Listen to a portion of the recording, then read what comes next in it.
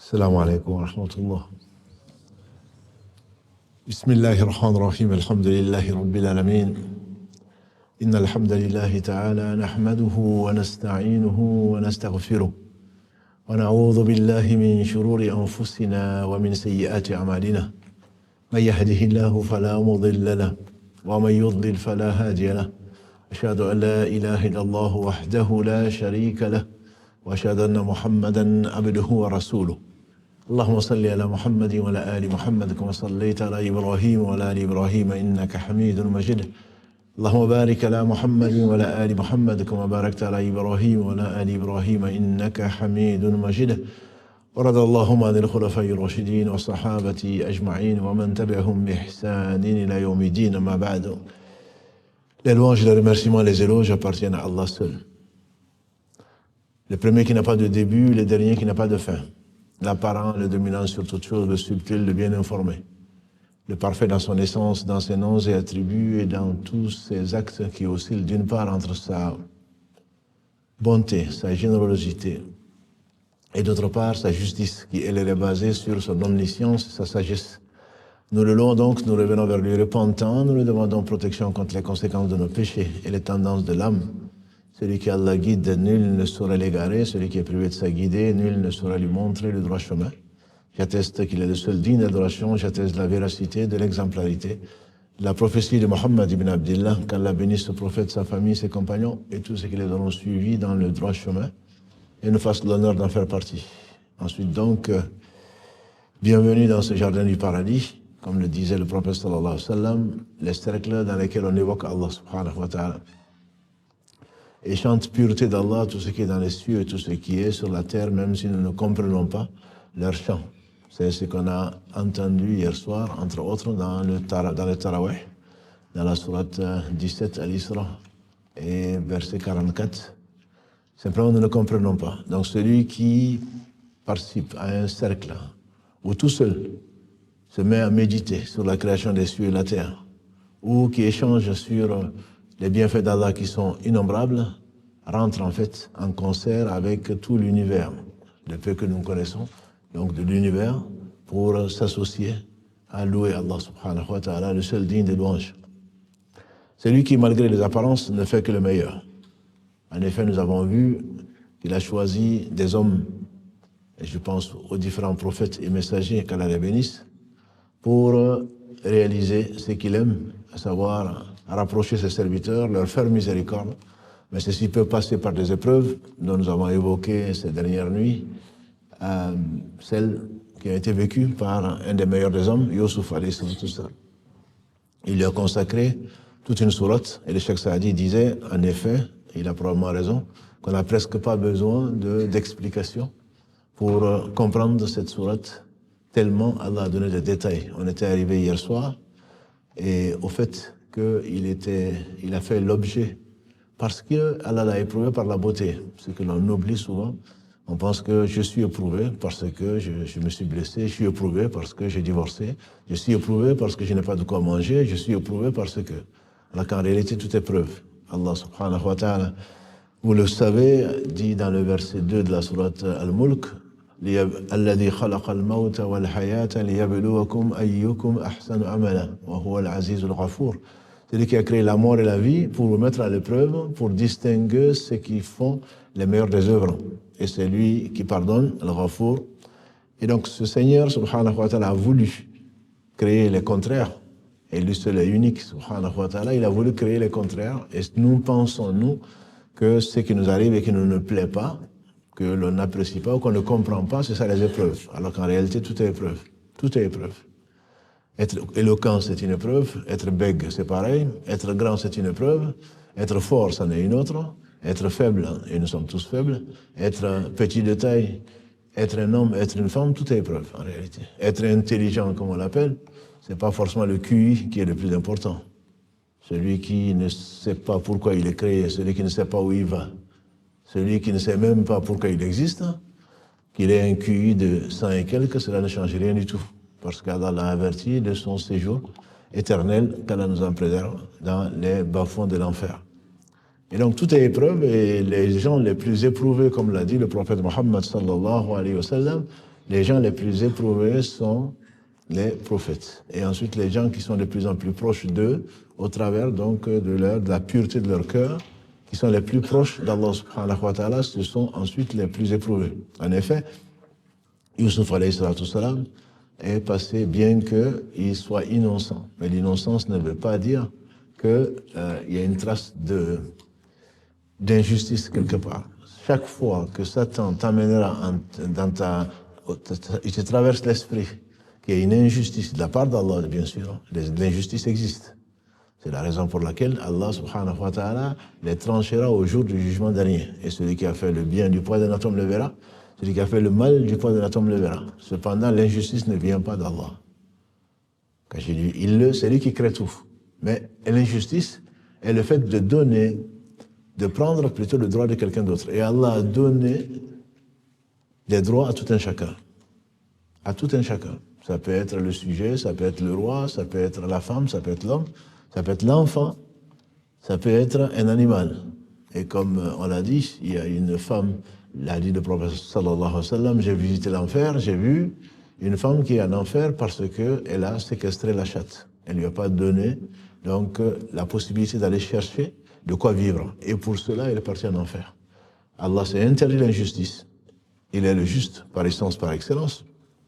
Et il a interdit entre nous. Donc tout droit que l'on prend de qui que ce soit, on devrait rendre compte ou alors on devrait le réparer avant qu'il ne soit trop tard. Et donc ce n'est pas parce qu'un enfant séjourne dans un puits ou qu'on va même chercher à l'assassiner. Dans le cas de Yusuf alayhi salam, Allah l'a sauvé pour un destin donc qui est autre et que vous connaissez certainement puisque la sourate, sa révélation est finie il y a bien longtemps. On connaît le résultat, Allah l'a sauvé et là il va se retrouver dans une famille. Sa beauté va lui coûter cher, entre guillemets. Sa beauté va l'amener à une position qui n'est pas du tout facile. C'est celle-là dont nous avons parlé hier soir. Cette beauté attire, parce que Allah subhanahu wa ta'ala a voulu que l'homme soit attiré par la femme et la femme soit attirée par l'homme. Et les gens de science, sans qu'on le comprenne en réalité, c'est une miséricorde de la part d'Allah. C'est une miséricorde. Comme je disais, si on était tous des clones, des anges ou des choses qui se ressemblent tous, sans besoin, si Allah avait voulu, on serait tous riches. Pas besoin de zakat, pas besoin de quoi que ce soit. On ne serait même pas attirés. Mais si Allah a voulu qu'on s'attire, les gens de science, ils disent, sans cette attirance, il n'y aurait pas de continuité de l'espèce. En ce sens qu'il n'y aurait pas de couple, il n'y aurait pas d'enfant, il n'y aurait pas de conception. On sait, oui, mais pourquoi? Je ne comprends pas, j'ai un faible pour les hommes, j'ai un faible pour les femmes. Mais heureusement que tu as un faible pour les hommes et tu as un faible pour les femmes. Parce qu'Allah est parfait, il sait ce qui n'est pas, si ça avait été ce que ce serait. Aujourd'hui, on considère tout à l'aune de sa raison. Je ne comprends pas ça, donc ça, c'est pas logique. Ça, c'est injuste. C'est pas vrai, c'est toi qui es injuste. Injuste vis-à-vis de toi-même. Parce qu'Allah subhanahu wa ta'ala est juste. Et tout ce qu'il fait a une raison, même si tu ne comprends pas. Et donc, Yusuf alayhi salam, il va être tenté. Il va tenter également, donc, cette femme belle et noble, et il sera certainement sous l'ombre du trône. Le jour où il n'y aura d'autre ombre que cette ombre-là, qui est l'ombre du trône. Tous les autres seront, donc, sous la sueur, au point que certains seront noyés dans leur sueur, et qu'Allah nous facilite ce jour, parce qu'il arrivera sans aucun doute. C'est pour cela qu'il dit, c'est pour cela une des raisons pour lesquelles, en tout cas, on peut comprendre qu'Allah dit à Moussa, alayhi salatu salam, l'heure va certainement arriver, peu s'en est fallu que je le cache pour que chacun ait le résultat de ses efforts. Et il est certain que si on ne savait pas qu'il y avait un jour du jugement dernier qui fait partie des articles de foi de l'islam, on ne serait pas nombreux. Je ne pense pas qu'il y ait de mosquées. Je ne pense pas qu'il y ait de ceci et cela. C'est parce qu'on sait qu'on doit être vigilant et on doit préparer ce jour-là. Il n'y aurait pas ce jour-là, comme ceux qui pensent. Les polythéistes, ils croyaient en Allah. Ils ne le connaissaient pas. Ils ne connaissent plutôt de lui que l'aspect rububiyya, l'aspect de la seigneurie. Pour eux, il n'y a pas de vie après la mort.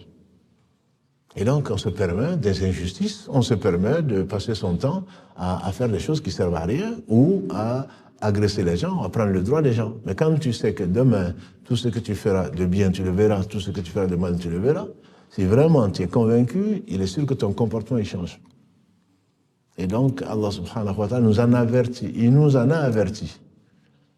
Et donc, personne ne dira, moi je ne savais pas. Tu n'y croyais peut-être pas, mais tu savais. Et c'est pour cela qu'il a interdit ce qu'il a interdit pour notre bien. Et nous a obligés à faire des efforts dans son obéissance, bien qu'il n'ait besoin de rien. Parce qu'on a besoin de ça pour se préparer au jour du jugement dernier, et il va récompenser tout un chacun parce qu'il l'a promis, parce que sa promesse est vraie.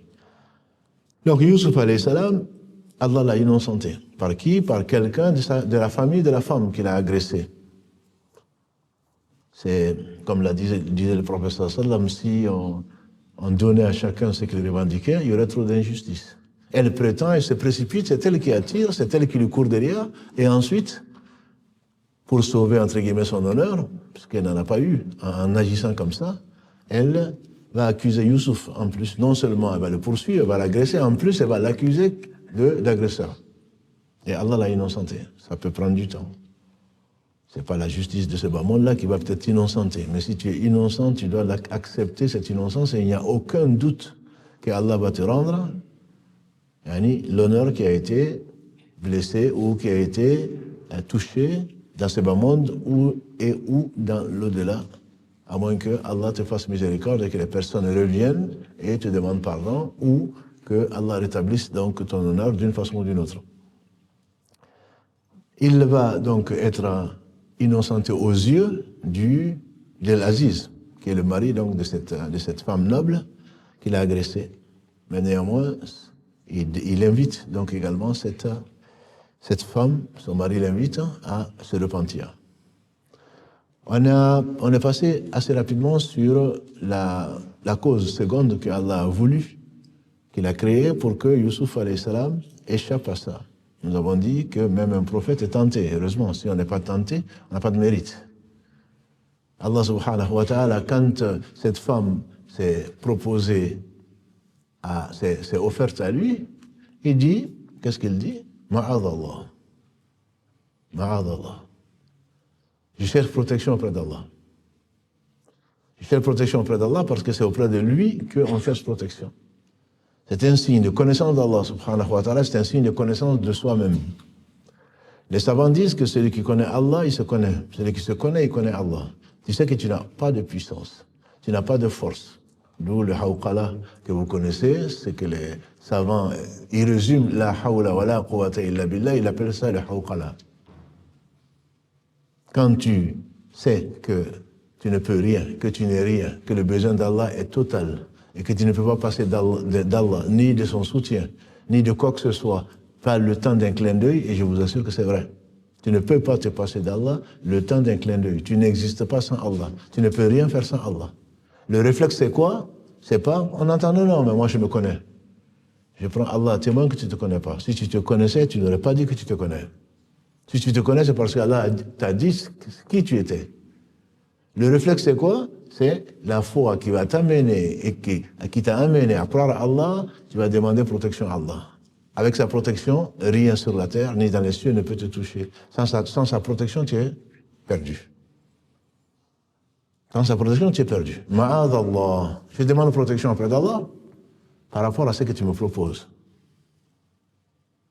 Et il justifie parce que celui qui est mon maître, il a été généreux vis-à-vis de moi, donc je ne suis pas un ignorant, je ne suis pas quelqu'un qui va le trahir. Il m'a fait confiance, il m'a bien entretenu, et donc je ne suis pas un ingrat.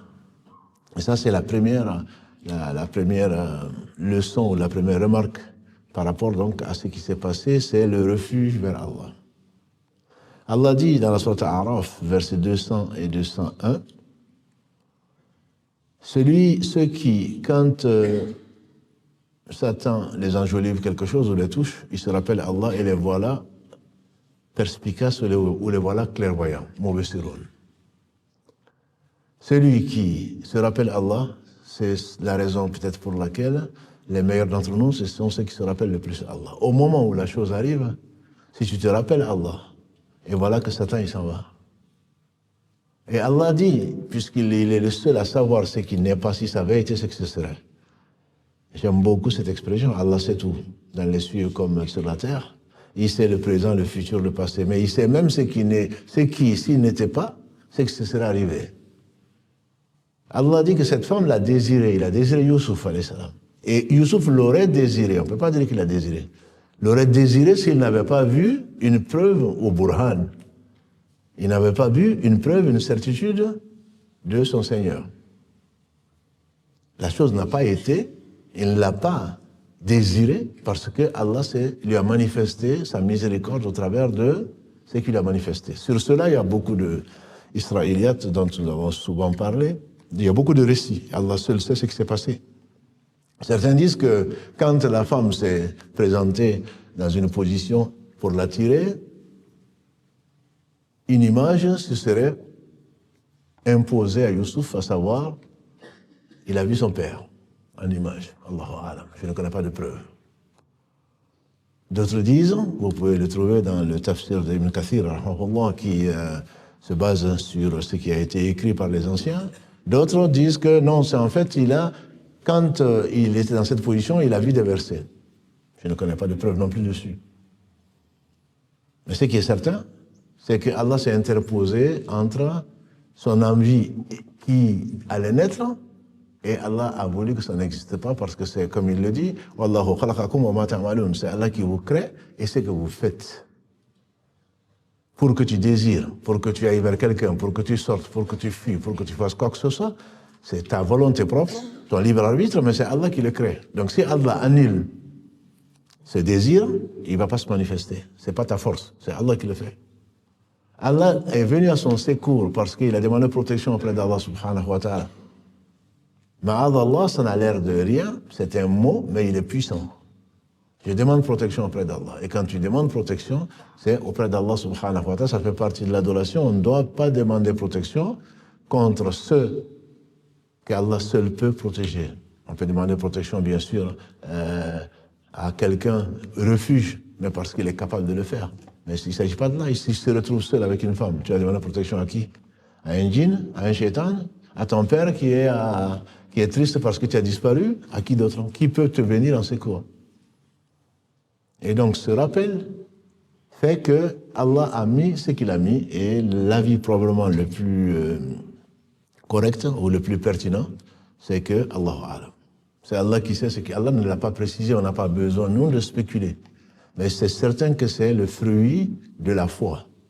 Il s'est rappelé Allah et Allah a bloqué un instinct qu'il aurait pu développer si Allah n'avait pas fait ça.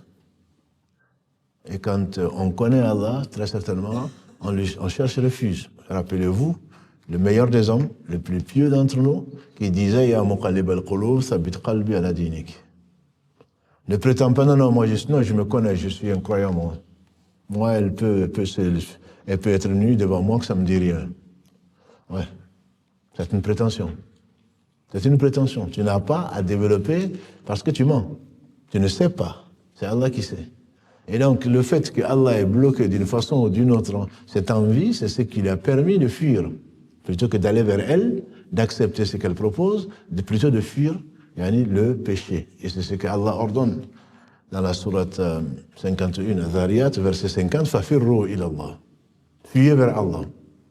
Et on a vu hier, ici, avant le Maghreb, un dua que faisait le prophète sallallahu alayhi wa sallam, à la fin du witr, l'imam Albani, qu'Allah fasse miséricorde, il dit avant le salam ou après le salam. Allahumma inni a'udhu biridaka min sakhatik wa bi mu'afatika min uqubatik wa na'udhu bika minka la uhsi thana'an alayka anta kama athnayta ala nafsik. À la fin de la nuit, quand tu le fais au dernier tiers de la nuit ou après l'Isha, tu demandes protection à Allah au travers de sa satisfaction contre sa colère. Allahumma inni a'udhu biridaka min sakhatik wa bi mu'afatika min uqubatik. Et contre son châtiment, sa douceur, sa bienveillance, etc. On ne peut fuir que vers Allah si on veut se protéger d'Allah. C'est pas moi qui le dis, c'est le prophète sallallahu alayhi wa sallam qui le dit. Toutes les louanges lui appartiennent. Et donc, le fait que Allah lui ait a imposé à son cœur ce qu'il a imposé, ce n'est pas une question de tension artérielle, ce n'est pas une question de quoi que ce soit. Allah peut transformer ce qu'il veut quand il veut. C'est si tu crois. J'ai raconté à certains d'entre vous ce que j'ai entendu il n'y a pas si longtemps que ça, qu'un homme, un ivrogne, je pense que vous avez déjà entendu cette histoire, réelle, contemporaine, un ivrogne qui était connu pour cela. Il buvait de l'alcool et puis dans un pays musulman. Il était connu. Les gens le voyaient, on aurait certainement dit le pauvre. Et effectivement, il était pauvre. Pauvre de cœur, n'arrive pas à se passer de la bouteille. Et quand on voit quelqu'un comme ça, on ne va pas le maudire. Et le prophète sallallahu alayhi wa sallam était le plus bienveillant des hommes. Un ivrogne, une autre parenthèse dans une parenthèse, un ivrogne qui avait bu dans la rue, on l'a mené et on l'a corrigé selon ce qu'Allah a préconisé. Il y a un qui avait sa chaussure, qui l'a frappé, qui lui dit qu'Allah te maudisse. C'est un comme nous, quoi. Penser du bien de son frère, c'est rare. Mais c'est ce qu'il mérite. Oui, si Allah prévoit un châtiment, que ce soit une maladie, même un souci, c'est ce que tu mérites. C'est pour ton bien, c'est pour t'enlever les péchés. C'est ce qu'il mérite, parce qu'Allah est juste. Si tu dis que Allah a permis une sanction qui n'est pas mesurée, c'est que toi, tu es peut-être plus miséricordieux qu'Allah. Il a frappé, il a dit que Allah te maudisse. Le prophète sallallahu alayhi wa sallam a dit à cet homme, et à nous en même temps, il a dit, n'aide pas Shaitan sur ton frère. Est-ce que tu ne sais pas qu'il aime Allah et son messager? Moi, ça ne m'aurait même pas traversé l'esprit. Quelqu'un qui aime Allah et son messager, il va boire. C'est nous, on se dit ça, mais ce n'est pas vrai. Il est tenté, remercier Allah de ne pas être à sa place. Il n'arrive pas. Il n'arrive pas à se passer de la bouteille, et ce dont Allah t'a permis toi de te passer. Si Allah avait voulu, tu seras à sa place. Et quelle est la solution? C'est de suivre le conseil du prophète sallallahu qui te dit, quand tu vois quelqu'un d'éprouvé, et il est éprouvé. Dis Alhamdulillah alladhi afani mimma ibtalaka bihi. Alhamdulillah qui m'a épargné ce par quoi il t'a éprouvé. Il est éprouvé cet homme. Il est éprouvé cette femme. Ne le maudis pas. Ne te prends pas supérieur à cette personne. Si elle avait voulu, tu serais pareil. Sinon pire encore. Tu serais la risée de tous. Tu remercies Allah parce que tu sais qu'il n'a pas de force. Et tu n'as pas de force, tu n'as pas de puissance si ce n'est Allah. Allah, il t'a couvert. Wallahi, si tu...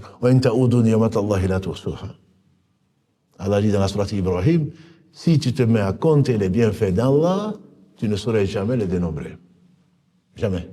Et ces bienfaits cachés sont plus nombreux que les bienfaits apparents.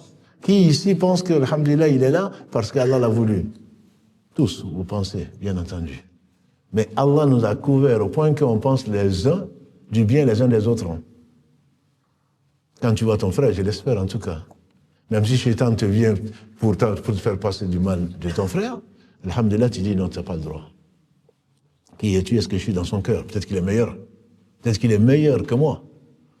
Et donc là, tu saches Shaitan, pourquoi? Parce qu'encore on revient au verset 200 de la sourate A'raf.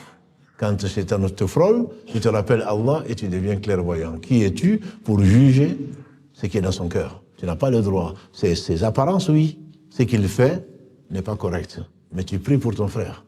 Et Allah mettra un ange pour prier pour toi, plutôt que de le maudire comme on a tendance à le faire.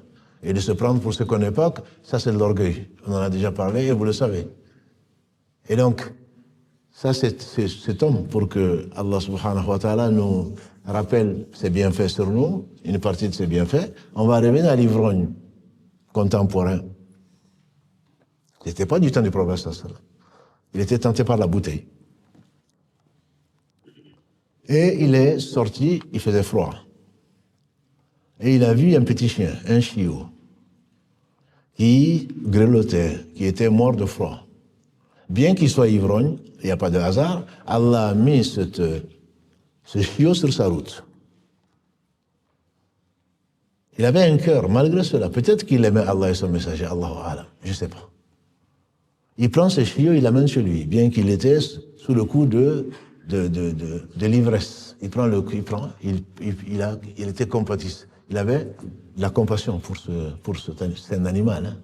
Il avait de la compassion. Il prend cet animal et il l'amène chez lui. il le blottit contre lui, et jusqu'au petit matin. Le lendemain, on voit se tendre à la mosquée. Les gens lui disent, mais tu as peut-être fait une cure, quoi. Tu viens des Alpes, on t'a mis au vent frais, tu es parti en montagne où tu as mis des patchs pour ne plus avoir... Non, il dit non. Il dit, depuis que j'ai fait ça hier soir, Allah m'a enlevé de mon cœur l'envie de boire. Il a enlevé de mon cœur l'envie de boire. Nous croyons tout puissant. Si tu peux, sois parfait. Tu n'es pas parfait. Pourquoi? Parce que tu ne peux rien pour toi-même. Et encore moins pour quelqu'un d'autre. Si on le savait, on n'aurait jamais associé qui que ce soit à Allah. Jamais on n'aurait mis notre confiance à qui que ce soit. Ni ton père, ni ta mère, ni le marabout, ni qui que ce soit, ils ne peuvent rien pour eux-mêmes. Ils ne peuvent rien pour eux-mêmes. Donc pourquoi tu vas t'humilier devant quelqu'un alors que tu dois t'humilier que devant Allah subhanahu wa ta'ala? Et l'humilité, pas de l'humiliation, l'humilité fait partie de l'adoration. Que dis-je? C'est même l'adoration. Pourquoi on parle d'islam, on parle de soumission? La soumission, c'est quoi? C'est que tu respectes ce qui t'a été ordonné.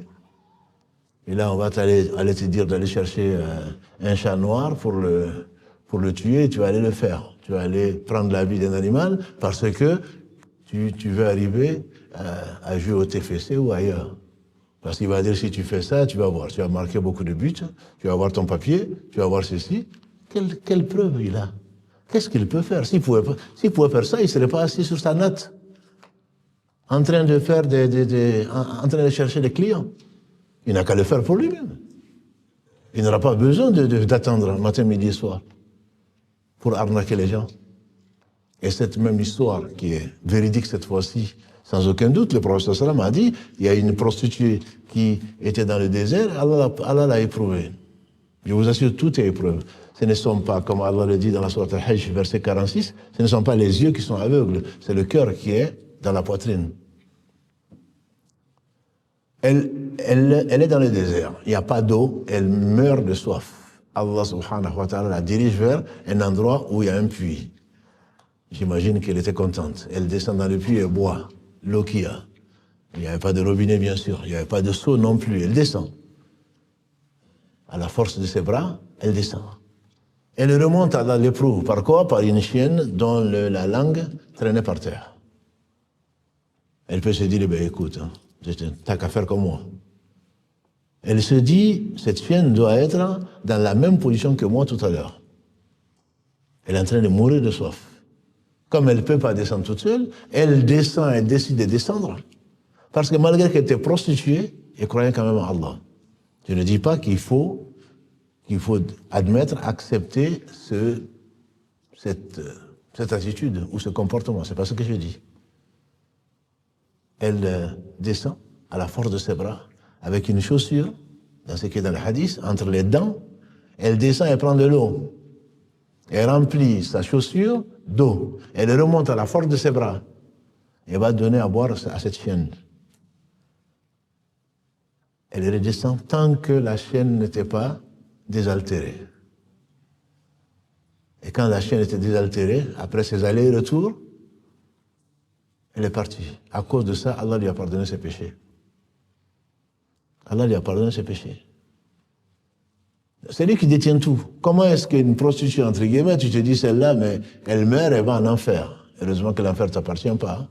Sinon tout le monde serait en enfer. Et Allah la dirige vers ce qui peut la sauver. Allah nous veut du bien. S'il ne voulait pas du bien, on ne resterait pas sur cette terre. Allah dit, entre autres, dans la sourate, vous avez écouté hier, la sourate 16. Lisez-la, s'il vous plaît. Avant la fin du Ramadan, vous allez voir combien on doit à Allah. Et ce n'est rien par rapport à ce qu'on lui doit. Certains savants l'appellent, donc c'est les abeilles. Hein? Comme ça qu'on traduit.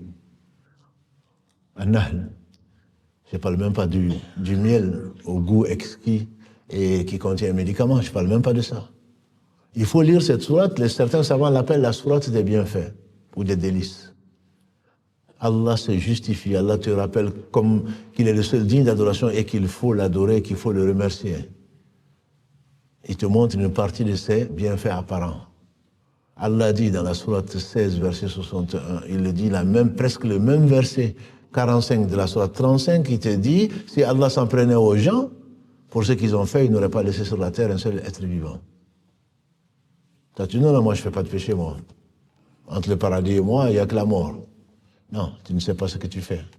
Le simple fait de le penser déjà, ce n'est pas ne pas te connaître, donc ne pas connaître ton Seigneur, subhanahu wa ta'ala.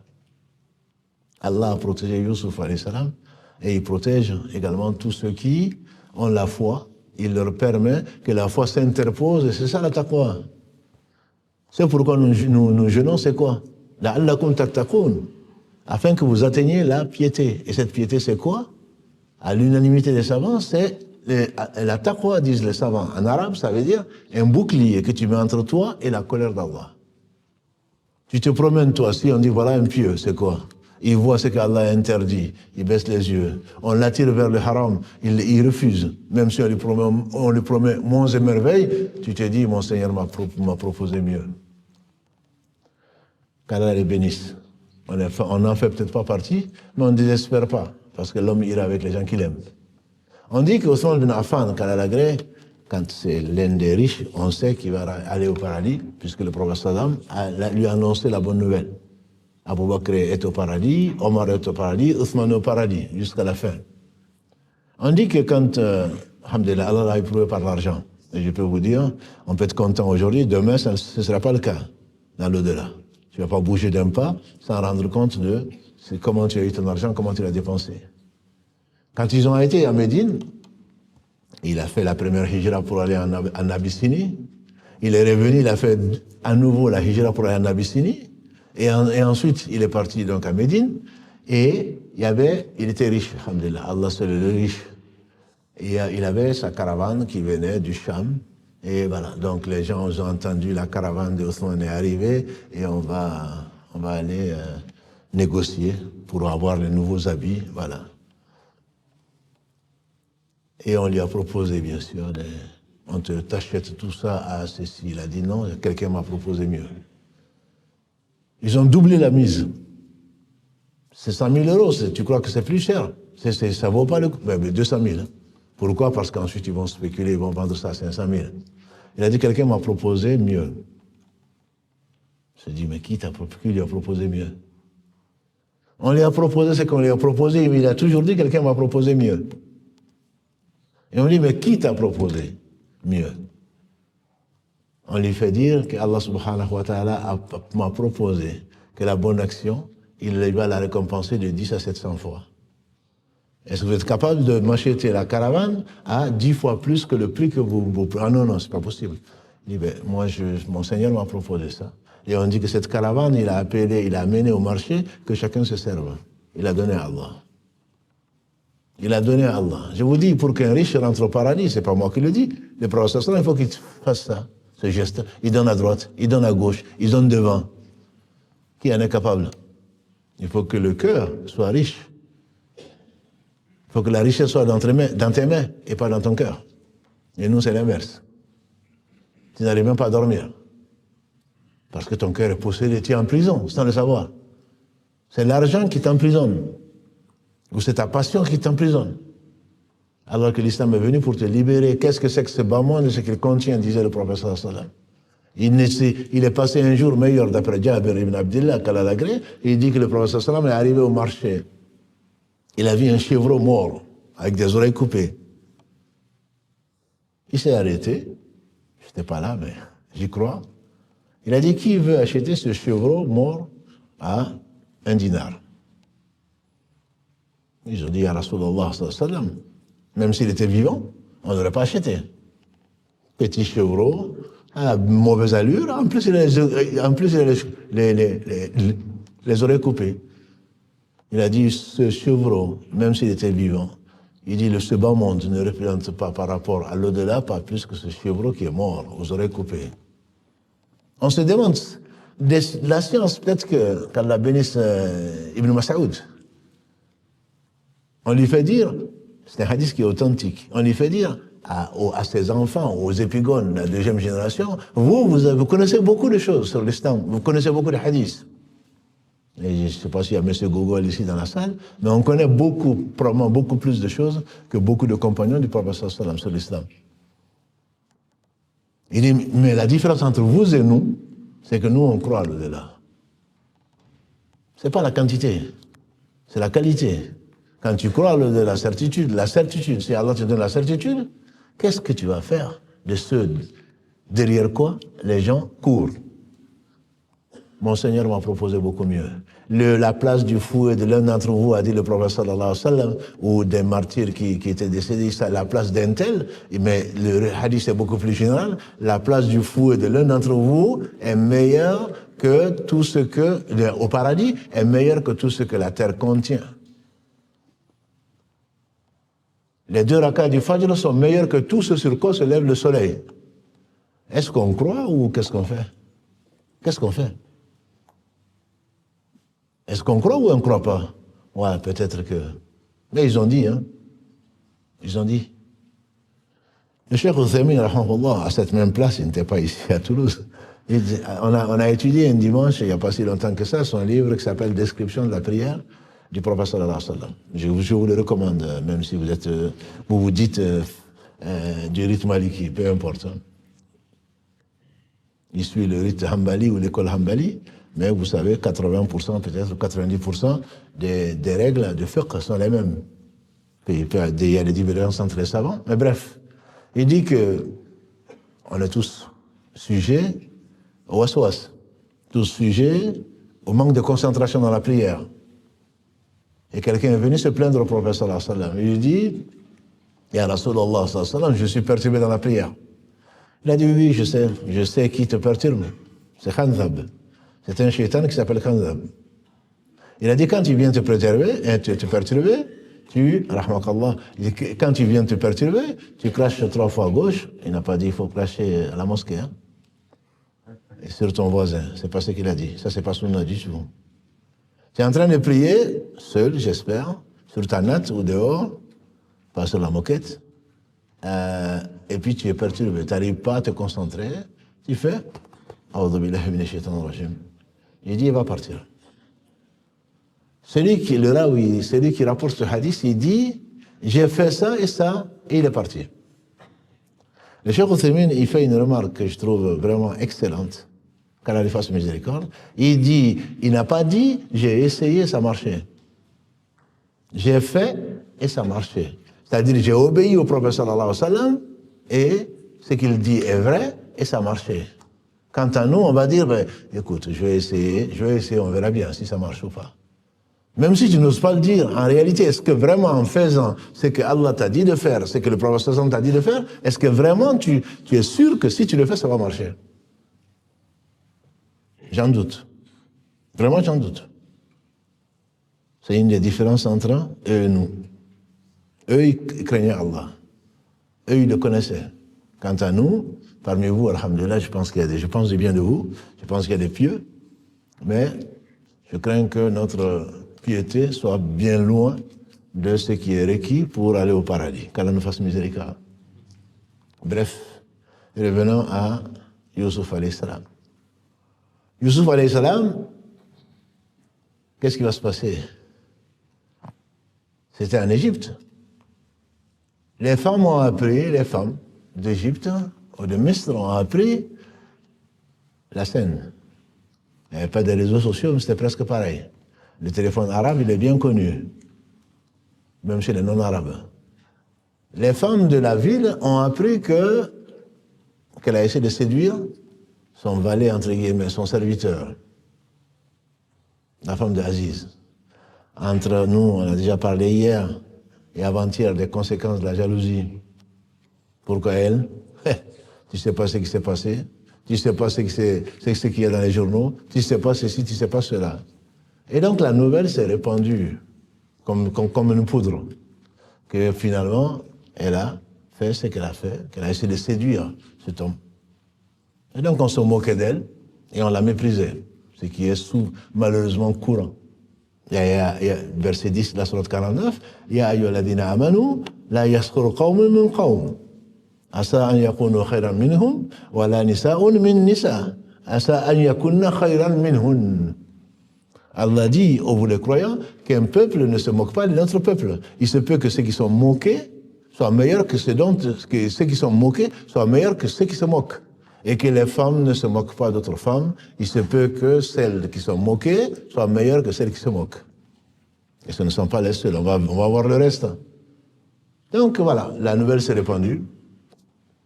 Ils n'ont pas de preuves, hein, mais c'est pas grave. L'essentiel, c'est de salir l'honneur des gens. Et elle a entendu ça. Elle dit, vous savez pas ce que j'ai vécu, vous allez comprendre. Elle les a invités. C'était pas forcément pour les honorer, c'était pour présenter l'homme le plus beau, entre guillemets, celui qui avait la moitié de la beauté de l'humanité, Youssouf. Mais on va encore ouvrir une parenthèse, c'est le fait de dévoiler le défaut d'un frère ou d'une sœur, c'est quelque chose qui est un péché qui est très grave, très très grave. On appelle ça de la médisance. Le prophète sallam a dit, est-ce que vous savez ce que c'est que la médisance? Et il a défini, il dit la médisance, c'est le dire de ton frère absent ce qu'il n'aimerait pas entendre. Ils ont dit, mais si ce que je dis de mon frère, ça c'est notre justification à tous, hein. Si ce que je dis de mon frère est vrai, il dit heureusement. C'est ça la médisance. Si ce que tu dis de ton frère est faux, c'est de la calomnie. Il y a deux choses différentes. Tu mens sur quelqu'un, c'est de la calomnie, en son absence. Tu l'as calomnié, il fait ceci, il fait cela, alors que tu n'as aucune preuve. Et combien de gens dans la mosquée, je ne parle pas d'ici, dans les mosquées, sont des calomniateurs, on a billah. Quant à la médisance, il a marahima rabbi. Tu ne sais pas ce qu'il a fait. Non, toi, tu ne le connais pas. J'ai entendu qu'il a fait ça, il a fait ceci. C'est peut-être vrai. Le prophète sallam a dit, ne me disez pas les uns des autres. Et Allah dit, Ya ayyuhalladhina amanu, verset 12, après le 10, Ya ayyuhalladhina amanu, ijtanibu kathiran min adh-dhann. Inna ba'da adh-dhanni ithm, wa la tajassasu, wa la yaghtab ba'dukum ba'da. Oh, vous les croyants, évitez une partie de la conjecture, du soupçon. Une partie du soupçon est péché. Et ne vous espionnez pas, y compris dans le couple, hein, mes sœurs et mes frères. En train toujours d'aller chercher ce qui est dans le portable du mari ou de la femme, pour chercher les preuves sur l'ordinateur. La cache, quel site il a été regardé. Celui qui recherche le défaut de son frère, Allah va l'humilier, le dévoiler, même s'il est au fin fond de sa chambre. Où est le hadith du prophète sallallahu? Aucun d'entre vous ne sera véritablement croyant s'il n'aime pas pour son frère ce qu'il aime pour lui-même. Où est-ce qu'il est? Où est son application? Où est-ce qu'il est? Toi, tu aimerais qu'on fouille, toi, tu aimerais qu'on te montre, tu te caches pour faire des péchés, tu aimerais bien qu'on le raconte, non, toi? Et Allah dit de ne pas me dire. Et à la fin du verset, Allah dit Ayuhibbu ahadukum an ya'kula lahma akhihi mayyita fakarihtumu wattaqullaha inna Allaha tawwabur rahim. L'un de vous aimerait-il manger la chair de son frère mort? Bien sûr que vous en avez horreur. Craignez Allah. Allah est celui qui accueille le repentir. Celui qui accueille le repentir, Tawwabur Rahim, et qui est miséricordieux. Et donc, la médisance, ce n'est pas la calomnie. Les deux sont interdits, bien sûr. Mais Allah subhanahu wa ta'ala compare la médisance au fait de manger la chair de ton frère. Mais ton frère qui est mort, en plus. Un jour meilleur qu'aujourd'hui, Aïcha, notre mère, qu'Allah l'agrée, jalouse, je vous ai dit hier, par rapport à sa fille qui était très belle, elle aussi était très très belle. Nos mères, de toute façon, elles sont belles, de cœur. Et elle a dit, il suffit que je te dise de sa fille. Elle n'a pas dit autre chose, juste montré. C'est-à-dire que je dis de sa fille, les savants disent, c'est-à-dire, il voulait dire qu'elle n'est pas très grande, elle était petite de taille. Et le prophète sallam lui dit à Aïcha, ce que tu viens de dire, si c'était mélangé à l'eau de la mer, ça aurait changé et le goût et la couleur. Pourtant, c'est la femme qui l'aimait le plus. Hein. Et ça peut se justifier, quoi. Moi, je veux que mon mari m'aime plus. Un mot, un geste. On explique ça, c'est pas seulement la langue, c'est la moquerie. Et même avec les gestes. Quand on te parle d'un frère, qu'est-ce que tu vas dire? Non, je cherche protection auprès d'Allah. Non, tu n'as rien dit. Tu n'as pas parlé, tu n'as pas pris ton... qu'Allah nous protège. Qu'Allah le guide. Que tu penses? Tu trompes qui? Qu'Allah le guide, ça veut dire quoi? Ça veut dire qu'il est égaré. Que tu vois ton frère, que tu dises qu'Allah nous guide ou qu'Allah te guide, c'est autre chose. Mais je te parle d'un tel. Oh, qu'Allah nous guide. Qu'Allah nous protège. Ça veut dire quoi? Que ce soit les gestes, que ce soit la langue, ça compte pareil. Que tu te moques de quelqu'un, il a le dos tourné, ou que tu l'appelles par un sobriquet, c'est égaré là. À supposer qu'il est égaré, c'est ton frère. Toi, tu étais égaré, là, tu es peut-être plus égaré que lui. Prie pour lui. Tout ça, ça rentre dans la médisance en ordre. C'est pas moi qui le dis, hein. Ça, ce sont les savants qui le disent. La médisance n'est pas permise, et vous le savez, que dans 6 cas, disait l'imam An-Nawawi, on va pas rentrer dans un cours sur la médisance, parce qu'il dit qu'Allah lui fasse miséricorde, la parole n'est qu'un moyen pour faire le bien. Si tu n'as pas le choix pour faire le bien que de dire certaines choses, tu dois le dire. Les 6 cas, vous pouvez les trouver, entre autres, dans son livre Riyad Salihin, avec le titre « La médisance ». Les cas permis de médisance. Il n'a pas dit que ce sont des péchés. C'est des cas où tu ne peux pas t'en passer. Tu décris quelqu'un, ça c'est le 6e cas, tu décris quelqu'un, on n'arrive pas à savoir qui c'est. Mohamed est là, tu dis, c'est le frère qui est non-voyant. Tu n'es pas en train de te moquer de lui. Ah oui, d'accord, je vois. Mais ça ne veut pas... Allah sait que tu n'es pas... C'est pour qu'on sache qui c'est. Parce que tu n'as pas d'autre façon, et il a besoin de ça, on a besoin de savoir qui c'est. Si tu peux utiliser tout ce que tu peux utiliser avant d'arriver là, tu dois l'éviter. Parce qu'Allah l'a éprouvé, il est peut-être mieux que lui. Il est peut-être mieux que toi. Le prophète sallam, qu'est-ce qu'il a dit? Celui qu'Allah a éprouvé par la perte des deux qu'il aime le plus, les savants disent, ce sont les yeux. S'il patiente, il aura le paradis. Toi, tu vas dire le pauvre, c'est peut-être toi qui es encore plus pauvre que lui. Donc la médisance, qu'Allah nous en préserve. On vient te demander la mère de ta fille. Tu vas demander le candidat. Tu vas demander auprès du frère. Tu le connais, vous êtes souvent ensemble, qu'est-ce que tu penses de ce frère? Est-ce que si tu avais demandé la mère de ta sœur, ce que tu connais de lui, est-ce que tu aurais accepté? Ah oui, machallah, c'est un frère que j'aime beaucoup, voilà ce qu'il fait, voilà ce qu'il ne fait pas, etc. Alors toi, tu en profites. Ce frère-là, hawla wala quwwata illa billah. Tu n'as pas besoin de commenter, c'est bon. Tu me le conseilles? La hawla wala quwwata illa billah. Et quel est le résultat? C'est que tu as un transfert. Ce n'est pas le mercato, c'est un transfert. Tes bonnes actions, Allah te les transfère à cet homme qui ne sait pas. On dit, les anciens, quand on lui disait, un tel a parlé mal de toi, on disait qu'il cherchait des cadeaux pour lui donner. Et lui va être surpris, bien sûr. Il va dire, pourquoi? Il dit, parce que tu as médit sur mon compte. Je vous dis encore, la médisance, c'est pas la calomnie. C'est que ce qu'il a fait, c'est vrai. Parce que le jour du jugement dernier, tes bonnes actions, tu vas les faire, tu vas les amener chez lui. Tu vas les retrouver là-bas. Où sont tes bonnes actions? C'est chez celui que tu as critiqué, en son absence. Et Allah seul sait les gens qui sont épargnés de cela.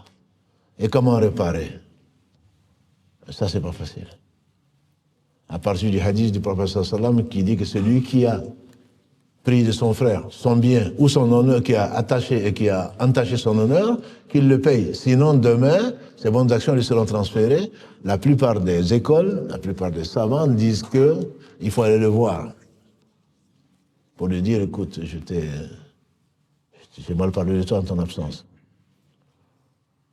C'est peut-être pas le bon avis. Mais en tout cas, ne venez pas me voir, s'il vous plaît. Parce qu'on est faible. Le prophète sallam, qu'est-ce qu'il dit? Ne me parlez pas du mal de mes compagnons. J'aimerais quitter ce bas monde sans avoir dans le cœur quoi que ce soit contre eux. Moi, tu viens me voir, tu dis, je t'ai critiqué, excuse-moi. Chaque fois que je te vois, si tu passes par cette porte, moi, je vais là-bas. Parce que mon shaitan, il est là, tu vois, hein, il te sourit là, tu fais la bise, mais c'est lui qui t'a critiqué. Ce qui est certain, c'est que si tu sais qu'il est au courant, tu vas lui présenter tes excuses. Ça, c'est le minimum. S'il n'est pas au courant, un groupe de savants, c'est peut-être le meilleur avis, tu ne vas pas le blesser d'abus, tu ne vas pas le blesser encore plus. Tu ne vas pas lui dire, tu vas revenir vers Allah repentant, tu vas demander pardon à Allah, tu vas prier pour ce frère, et tu vas même faire des sadaqas pour lui, pour que Allah lui fasse miséricorde, qu'il ne te prenne pas de ses bonnes actions pour lui donner. Ça, c'est l'avis d'Ibn Taymiyyah, c'est l'avis de son élève Ibn Qayyim ou d'autres. C'est peut-être le meilleur avis d'un point de vue attitude. Moi, je me rappelle 2 jeunes, j'en vois encore toujours un ici, il devait aller au Hajj. Parce qu'ils ont lu ce commentaire, ils sont venus me voir. Ils disent, on va aller au Hajj, on te demande pardon. J'ai dit, mais pourquoi? Il dit, parce qu'on t'a critiqué. Quand je les vois à la mosquée, Dieu seul sait ce qui se met dans mon cœur. Pourtant, je suis convaincu que je les ai pardonnés, car elle les pardonne. Mais Shaitan, il ne rate pas une occasion, quoi. Il ne rate pas une occasion. Le mieux, bien sûr, c'est d'éviter. Et si tu l'as fait, comme moi, comme tout le monde, alors reviens vers Allah repentant, sinon demain, tu vas le payer. Et ça, c'était juste une parenthèse que je trouvais importante, surtout pendant le mois de Ramadan. Vous vous rappelez certainement de ces 2 femmes. On l'a rappelé un vendredi, il n'y a pas si longtemps que ça, du Ramadan. 2 femmes. Un compagnon est venu trouver le prophète sallallahu alayhi wa sallam en lui disant, Ya Rasulallah, sallallahu alayhi wa sallam, il y a 2 femmes là qui souffrent de soif et de faim. Il s'est détourné, sallallahu alayhi wa sallam. Vers midi, le même homme ou quelqu'un d'autre est venu, Ya Rasulallah, ces 2 femmes, elles vont mourir. De faim et de soif. Il dit, appelez-les. Elles sont venues. Et on atteste qu'il est le messager d'Allah. Comment il a pu savoir ça, si ce n'est pas une révélation? Il a dit, apportez un récipient. On a amené un récipient. Il a dit à la première, vomi. Excusez-moi du terme. Elle a vomi, pu, sang, chair. Et Allah sait ce qu'elles ont vomi. Jusqu'à remplir la moitié du récipient. Elle a dit à l'autre, vomi. Elle a vomi, pu, sang, chair, pour remplir le récipient. Qu'est-ce qu'il a dit, alayhi salatu wassalam? Ces 2 femmes se sont abstenues de ce que Dieu leur a permis, c'est-à-dire manger et boire, et elles ont été toutes les 2 s'asseoir pour manger la chair de leur sœur. Tu fais ton jeûne, tu es assise du matin au soir, soit par SMS, soit dans les réseaux, soit avec ta voisine, soit avec ta sœur, soit avec ta fille, soit avec ton mari, en train de critiquer les gens. Et tu penses que Allah a besoin de ça? Allah n'a besoin de rien. Et encore moins, tu crois que le jeûne a été fait pour ça? Certains ne gagnent de leur jeûne que, comme l'a dit le prophète sallallahu alayhi wa sallam, que la faim et la soif.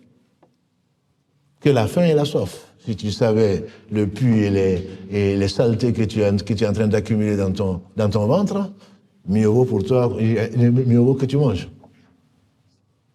Donc c'est quelque chose de grave. Toujours est-il que les femmes ont critiqué la femme d'Al-Aziz. Elle les a invités donc à manger, et elle a donné à chacun, vous connaissez l'histoire, un couteau. Elle a donné un couteau et elle a invité Youssouf de venir, d'apparaître. Quand elles ont vu ça, elles sont toutes coupées la main avec le couteau. Pourquoi? Elles disent Hachalila. C'est incroyable, vous direz aujourd'hui. Et en arabe, mot à mot, ce serait gloire à Allah. À Allah ne plaise plutôt, c'est comme ça qu'ils traduisent. Ça, ce n'est pas un homme, ça. Ça, c'est un ange. Et elle dit, ben voilà, c'est à propos d'elle, à propos de celui-là, que vous me critiquiez. Vous, rien que de le voir, vous êtes coupé les doigts. Alors si jamais il travaille avec vous, qu'est-ce que vous aurez fait? Et vous me reprochez, c'est que vous ne connaissez même pas, vous me reprochez une chose. Yannick, vous êtes encore pire que moi. Et elles l'ont invité, ils ont essayé de le séduire. Ils ont essayé de le séduire. Et il a demandé à son Seigneur, parce qu'il le connaissait, de détourner la ruse de ces femmes. Parce que sinon, il va tomber dans l'interdit et il fera partie des ignorants. Ce verset nous rappelle, et les savants sont unanimes, notamment les compagnons du prophète sallam, sont unanimes pour dire que tout péché que tu fais consciemment ou inconsciemment, c'est par ignorance. Quant à l'ignorance, c'est pas non, je ne savais pas. Un qui a écrit aujourd'hui, j'ai divorcé combien de fois, même après on s'est réconcilié. Hein. Je ne savais pas. Je viens d'apprendre que si tu divorces 3 fois, ta femme t'est interdite. J'ai dit, c'est le verset 229 de la Sourate al-Baqarah. Oui, mais je ne savais pas. Alors, tu ne savais pas, donc tu as divorcé 10 fois avec ta femme, et donc toi, tu n'es pas concerné parce que tu ne savais pas. C'est une excuse que de ne pas savoir. Talabul ilm farida ala kulli muslim. La recherche de la science, si tu te maries, tu dois savoir quelles sont les règles de mariage. Tu vas aller tu vas prendre la femme comme certains égarés, tu vas aller dans la chambre, ben voilà, moi je peux te marier, tu es d'accord? Oui, je suis d'accord. Voilà, ils sont mariés. Et après tu viens me dire, non, je ne savais pas, moi c'est ma femme, je ne savais pas. Et non, si Allah fait descendre des lois, c'est pour nous simplifier la vie, et personne aujourd'hui ne pourra dire qu'il ne sait pas ou qu'il n'a pas les moyens de se marier. Mais si tu te maries, tu dois savoir que le divorce n'est pas un jeu. Tu divorces tous les matins parce que la soupe n'est pas bonne. C'est quoi ça? Tu suis une religion, toi? À part tes passions? Non. L'ignorance, c'est le fait de ne pas savoir qui est Allah. Parce que je prends Allah à témoin. Si tu savais qui était Allah, qui est Allah plutôt, jamais tu ne lui aurais désobéi. Jamais. Donc quand tu fais une faute, quelle que soit la beauté de la femme, quelle que soit la beauté de cet homme, quelle que soit la beauté de ce que tu recherches, c'est éphémère. C'est pas le monde que tu vas avoir. À supposer même que ce monde, c'est epsilon. Je n'avais pas vu avant ces dernières décennies, on m'a enseigné epsilon et infini, et je vous assure que j'avais rien compris. Je sais simplement qu'un seul epsilon, c'est infini et tout le reste, hein. Il y a des spécialistes des mathématiques. Mais quand j'ai compris que la vie d'ici-bas comparée à l'au-delà, c'est là où j'ai compris que l'un s'appelle epsilon et l'autre s'appelle l'infini. Tu ne peux pas comparer les deux. L'infini, l'epsilon, c'est ce qui est négligeable. Dans tes calculs, tu n'en tiens pas compte. Tu dis epsilon. Voilà. Ça, c'est en mathématiques, ça. Ça ne vaut même pas la peine d'en parler. Ça, je le néglige. Et c'est la vie d'ici-bas. Tu vas désobéir à Allah et compromettre ta vie de l'au-delà pour ça. Est-ce que tu es raisonnable? Non. C'est de l'ignorance. Ou alors tu ne crois pas à l'au-delà. C'est pas possible. Donc, il demande protection auprès d'Allah. Si tu ne me protèges pas, si tu ne m'éloignes pas de leur ruse, je tomberai. Et la femme lui dit, c'est vrai, je reconnais que c'est moi qui l'ai séduit. Et il a refusé. S'il ne cède pas, alors il va être humilié ou il fera de la prison. Il a dit, Seigneur, la prison m'est plus agréable que la désobéissance. Mais si tu ne me protèges pas, je risque de tomber dans la désobéissance. Et ça, c'est le choix que tu as, mon frère, que tu as, ma sœur, tout le temps. Entre ce que Allah aime et ce que tes passions te poussent à faire. Entre le paradis et ce que tes passions te poussent à faire. Entre l'agrément d'Allah et sa colère. C'est ce choix qui t'est proposé tout le temps alors que tu as été averti. Et quand tu as fait le mauvais choix, qu'est-ce qui te reste à faire? C'est de regretter, moi je me suis repenti. Et je vous dis encore une fois, on avait fini avec ça hier. Si tu savais ce que c'était le repentir, tu aurais honte de dire je me suis repenti. Le repentir, ce n'est pas la langue. Le repentir, c'est le cœur. Tu aurais préféré ne pas avoir existé. Notre mère Aïcha Kalalagré, à ces derniers moments, elle a rencontré, plutôt le cousin et connu Abdallah ibn Abbas est venu la voir en disant ô mère des croyantes, ô mère des croyants, bonne nouvelle. Il te reste juste un petit instant avant de rencontrer ton cher mari Mohammed sallallahu alayhi wa sallam. Tu étais la préférée de Mohammed sallallahu alayhi wa sallam. Et s'il t'a aimé, certainement c'est qu'Allah t'a aimé. Et on sait, comme l'a dit le professeur sallam, c'est son épouse, elle a été son épouse ici, elle le sera dans l'au-delà. Ça veut dire quoi? Ça veut dire forcément qu'elle sera au Firdaus. Bonne nouvelle pour toi. Elle dit, laisse-moi tranquille. Laisse-moi tranquille, j'aurais aimé ne même pas avoir existé. J'aurais aimé ne même pas avoir existé. Nous, on te souhaite le Firdaus, déjà, tu ne sais pas où t'asseoir. Mais si tu savais avant d'arriver au Firdaus ce qui t'attend, certainement, si tu n'existais pas, c'est Abu Bakr qui disait ça. Hein. Quand ils sont partis à la Mecque, quand ils sont venus à Médine, Médine était une ville à l'atmosphère très réputée, avec de la fièvre partout. C'était un endroit très très difficile à vivre. Et le prophète sallam, quand il a entendu ce que Bilal disait, c'est que Abu Bakr disait, il a demandé à Allah de chasser la fièvre de Médine. Et Allah a chassé la fièvre de Médine. Vous me croyez, j'espère. On n'a pas besoin d'autre chose. Allah, quand il veut qu'une chose soit, il dit soit et la chose elle est. C'est ce que les gens ne comprennent pas. Quand tu ne crois pas en Allah, tu es privé de tout bien. Tu ne peux pas comprendre ça.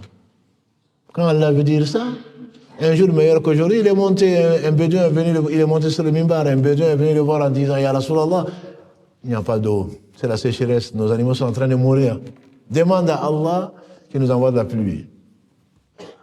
Celui qui rapporte ce hadith, il dit, le ciel était clair, sans aucun nuage. Le prophète sallam a dit, Ya Allah, envoie-nous de la pluie. Et on a vu les nuages en train de se chasser. On n'y était pas, mais il faut y croire, mes frères. Il faut y croire. Parce que c'est facile à Allah. Et tout d'un coup, on a vu Médine couvert de nuages. Et il a commencé à pleuvoir, jusqu'au vendredi d'après. C'est facile à Allah. Et le même homme ou quelqu'un d'autre est venu le trouver le vendredi. Il dit, Ya Rasulallah, demande à Allah, on est noyés là. Nos cultures sont détruites. Nos maisons sont en train de tomber. Et le prophète sallam, il a dit, Ya Allah, autour de Médine, pas sur Médine. Et on a vu les nuages en train de partir. Ça, c'est ce qu'ils croient, bien sûr. Ah, mais vous, les musulmans, là, vous êtes vraiment crédules. Hein. Ça se fait comme ça. C'est pas la météo qui décide, hein. C'est Allah qui décide. Hein.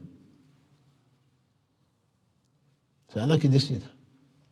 Et donc, quand Youssouf a demandé à Allah subhanahu wa ta'ala de protéger, qu'il a fait le choix d'Allah subhanahu wa ta'ala, c'était le bon choix. Et Allah l'a raffermi. Il a choisi ce qui est auprès d'Allah par rapport à ce qu'il y a dans ce bas monde. Son frère Mohammed sallallahu alayhi wa sallam a fait le même choix. Quand Melek el-Maut est venu le voir, il lui dit, je te donne le choix, comme à tes frères prophètes. Si tu veux, tu restes dans ce bas monde. Si tu veux, ton âme monte vers Allah subhanahu wa ta'ala. Il a dit, avec le compagnon élevé, il a choisi cela. Et celui qui l'avait compris quelques jours avant, dans sa mosquée, il a dit, il y a un homme à qui on a proposé la vie de ce bas monde ou l'au-delà. Cet homme a choisi l'au-delà. Et Abu Bakr Siddiq, radiallahu anhu, s'est mis à pleurer. Ils ont dit, pourquoi? Il a donné une parabole. Il y a un homme à qui Allah a proposé la vie de ce bas monde comparé à l'au-delà. Cet homme a choisi la vie de l'au-delà. Il a dit non. Il dit, il est en train de nous annoncer qu'il a préféré Allah à nous. Avant qu'un prophète ne meure, ce ne sera pas ton cas, on lui donne toujours le choix entre rester ici encore ou rejoindre Allah.